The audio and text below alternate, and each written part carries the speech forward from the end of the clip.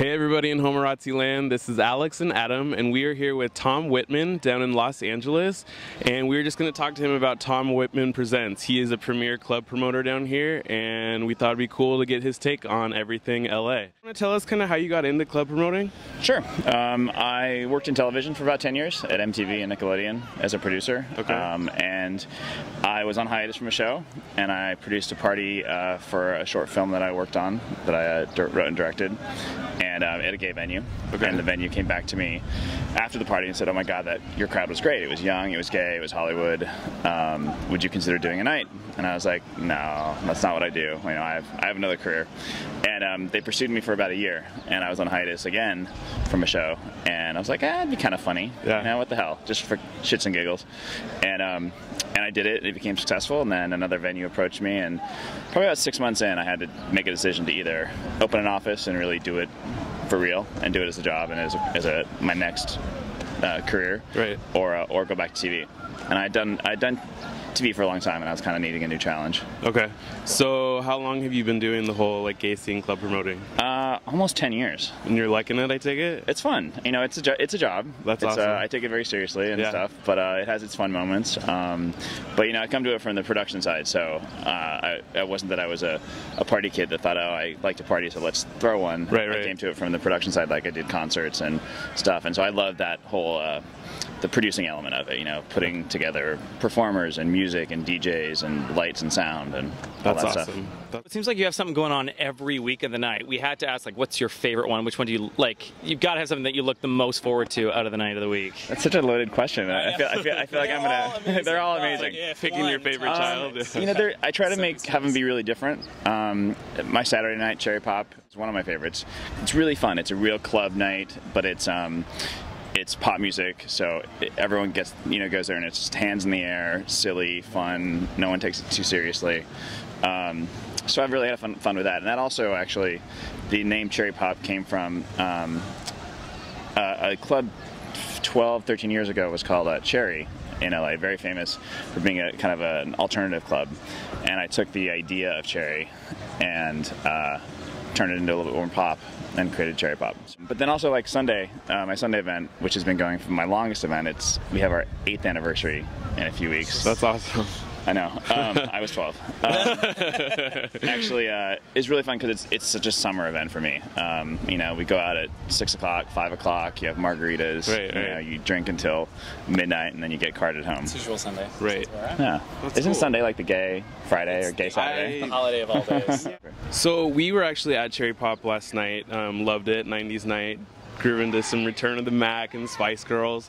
We can obviously tell that it's very high energy and that it's popular. What do you think it is about your nights that keep people coming back? You know, I think it's a combination of a lot of stuff. I spend a lot of time producing the event, so I pick the DJs very carefully.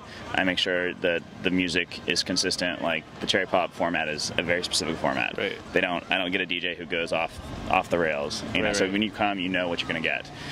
The night you were there was 90s night, so that was a little bit different. But Right. within that, you know, we play radio edits. We play stuff that everyone can pretty much sing to. Right. You know, and then I try to add in different things too. We have the Cherry Pop dancers, which are choreographed dancers who do routines throughout the night. Nice. I didn't notice. So it's not just go-go dancers. You know, we have those too, but it's also like dancers. Yeah. They knew every word to That's those awesome. songs, too. Yeah, you know, and those are guys and girls who go on the Britney tour. Like I have, you know, about 12 of those dancers who, half of them are usually on tour with somebody, with Britney or whoever. And you know, and then I just have a great crew of people. We saw Winter Gordon last night. She was awesome. So Yeah, she was great. yeah, it's good stuff. It's good And stuff. I love that she said to me before she went on stage, she's like, I was on my way here and I heard my song on the #1 station in LA, Right. Kiss FM, Yeah. which is cool. Yeah. To have somebody perform who's charting really high, Right, you know, right. right now. Yeah. Well, we noticed actually a lot. It was very mixed last night, but it seemed like there were a lot of girls out, and like some girls' boyfriends, I'm assuming, and a lot of gay guys too. Is that something that happens at a lot of your events, or maybe just last night, or? It's some of the events. I mean, Cherry Pop appeals to girls as well, but it's definitely a gay event. Yeah. Like, it's probably 80% gay, and there's probably 15% straight girls, and then a few stragglers of straight guys who are cool, and we think they're cute. Yeah. I do think there's an issue with when gay events become really popular and they become overrun by straight people. Right. I love straight people, but you know, we should have our events too. Right. So Totally. Well, we felt very comfortable at it, so it worked out well. And the other thing also I think I'm proud of my events are I don't believe in like keeping a line at the door when there's there's no reason. I don't believe in the whole like you on a list. I mean, we have a list for if you're working with me or something, but I think sometimes club people take themselves a little too seriously. Right. It should be fun. We're there to have fun. We're not there to look cool on the sidewalk because I'm holding a line and you get inside and there's nobody in there. Yeah. Awesome. Well, back to Winter Gordon and her just saying how cool it was for her to be on the radio. She's obviously up and coming, and you've obviously had other big celebs at your nights before. Is there anybody that you would just absolutely die to see performing on one of your nights? Wow, good question. There's a lot of people. This is going to date me a little bit, but when I got into promoting, I said that if I ever got everything but the girl to come in and do one of my club nights, I would probably retire. Ton of it. But I've had great people. I mean, I will get Kelly Clarkson at some point. We've approached her about a few things. That's awesome. Lady Gaga's already done it. Yeah. Performed at 3 of my events. That's awesome.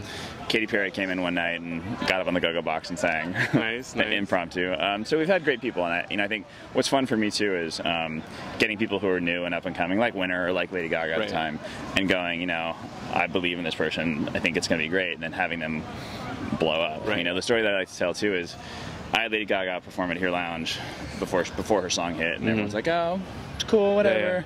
And I had her perform at Wonderland, and everyone's like, "Okay, Tom, great, but stop pushing Gaga on it." Yeah. The third time she came out, she was like insane. Yeah. And everyone's like, "Okay." Yeah. You're right. Speaking of Wonderland, that's obviously coming up. It's your party is billed as one of the biggest, if not the biggest, LA Pride party.